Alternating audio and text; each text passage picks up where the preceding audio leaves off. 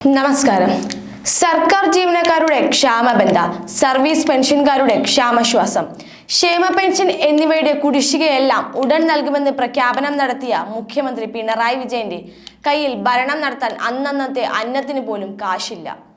വീരവാദം പോലെ പ്രഖ്യാപനമൊക്കെ അങ്ങ് നടത്തിയെങ്കിലും നിലവിലെ സാമ്പത്തിക സ്ഥിതിയിൽ കുടിശ്ശിക പോലും കൊടുത്തു തീർക്കുക എന്നത് അത്ര എളുപ്പമല്ലെന്നാണ് റിപ്പോർട്ടുകൾ. അതാത് മാസത്തെ ചെലവുകൾക്ക് പണം കണ്ടെത്താൻ ബുദ്ധിമുട്ടുന്ന പിണറായി സർക്കാരിന് കുടിശ്ശിക നൽകാൻ അധിക വരുമാനം വേണ്ട അവസ്ഥയാണ്. പിണറായി നടത്തിയ പ്രഖ്യാപനം പോലെ എല്ലാ കുടിശ്ശികയും നൽകണമെങ്കിൽ കുറഞ്ഞത് വേണ്ടി വരുന്നതാവട്ടെ 25,000 കോടി രൂപയാണ്. ധനവകുപ്പ് കണക്കു കൂട്ടുന്ന ശരാശരി കണക്കാണിത്. അതുകൊണ്ട് തന്നെ കുടിശ്ശികയെല്ലാം ഉടൻ നൽകുമെന്ന മുഖ്യമന്ത്രിയുടെ പ്രഖ്യാപനം ബാലികേറ മലയാണ്.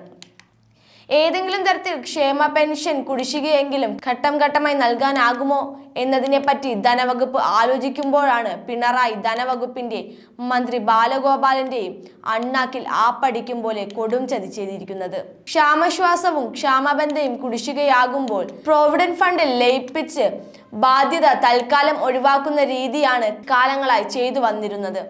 എന്നാൽ പ്രോവിഡന്റ് ഫണ്ടിലെ പണം സർക്കാരിന്റെ ബാധ്യതയായി കണക്കാക്കി കേന്ദ്ര സർക്കാർ കടമെടുപ്പ് പരിധിയിൽ വെട്ടിക്കുറയ്ക്കുന്ന നടപടി തുടങ്ങിയതോടെ അതിനും കഴിയാതെയായി. ആ വഴിക്കും കുടിശ്ശിക തീർക്കാം എന്ന ലക്ഷ്യം നടക്കാതെയായി. ക്ഷാമബന്ധയും ക്ഷാമശ്വാസവും ചേർത്ത് ആകെ 18,000 കോടി രൂപയാണ് കുടിശ്ശികയാണ് സർക്കാരിനുള്ളത്. ഇത് നൽകുന്ന കാര്യത്തിൽ ഒരു തീരുമാനവും എടുക്കാതിരിക്കുമ്പോഴാണ് മുഖ്യമന്ത്രിയുടെ വക ബെല്ലും ബ്രേക്കും ഇല്ലാത്ത പ്രഖ്യാപനം ഉണ്ടാവുന്നത്.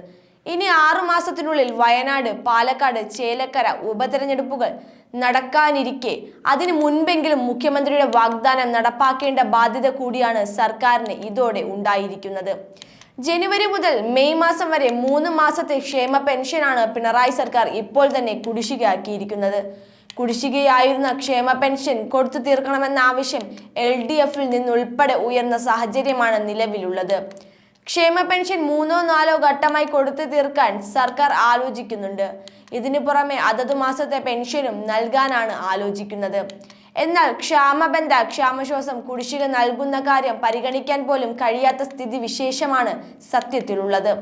കേന്ദ്രത്തിൽ ആര് ധനമന്ത്രിയാകുമെന്ന് നോക്കി ഡൽഹിയിലേക്ക് കണ്ണെറിഞ്ഞ് കാത്തിരിക്കുകയാണ് പിണറായി. തെലുങ്കുദേശം പാർട്ടിക്ക് ധനമന്ത്രി സ്ഥാനം കിട്ടിയാൽ കേരളത്തിന്റെ പ്രശ്നങ്ങൾക്ക് പരിഹാരം കാണാനായേക്കുമെന്നും മനക്കോട്ട കെട്ടിയാണ് ഈ കാത്തിരിപ്പ്. സാമൂഹ്യക്ഷേമ പെൻഷൻ കുടിശ്ശിക അതിവേഗം കൊടുത്തു തീർക്കുമെന്നായിരുന്നു മുഖ്യമന്ത്രി പിണറായി വിജയൻ കഴിഞ്ഞ ദിവസം നടത്തിയ പ്രസ്താവന. സർക്കാർ ജീവനക്കാരുടെ DA പെൻഷൻകാരുടെ കുടിശ്ശികകളും വേഗത്തിൽ കൊടുത്തു തീർക്കാൻ കഴിയുമെന്ന് പ്രതീക്ഷിക്കുന്നുണ്ടെന്നും പിണറായി വിജയൻ പറഞ്ഞിരുന്നു. 2016 സർക്കാർ അധികാരത്തിലെത്തുമ്പോൾ 600 രൂപയായിരുന്നു സാമൂഹ്യക്ഷേമ പെൻഷൻ. ഇപ്പോൾ 16,000 രൂപയിലെത്തി നിൽക്കുകയാണെന്ന ഓർമ്മപ്പെടുത്തൽ നടത്തിയ പിണറായി ക്ഷേമ പെൻഷൻ വിതരണത്തിന് പ്രത്യേക സംവിധാനം സർക്കാർ സൃഷ്ടിച്ചതെന്നും പക്ഷേ ഒരു കാര്യവും കൃത്യമായി നടക്കാൻ പാടില്ലെന്ന് നിർബന്ധമുള്ളവർ ആ പ്രത്യേക സംവിധാനത്തെയും ലക്ഷ്യമിടുകയായിരുന്നെന്നും കേന്ദ്രത്തിനെതിരെ ഒളിയമ്പെറിയാനും മറന്നില്ല.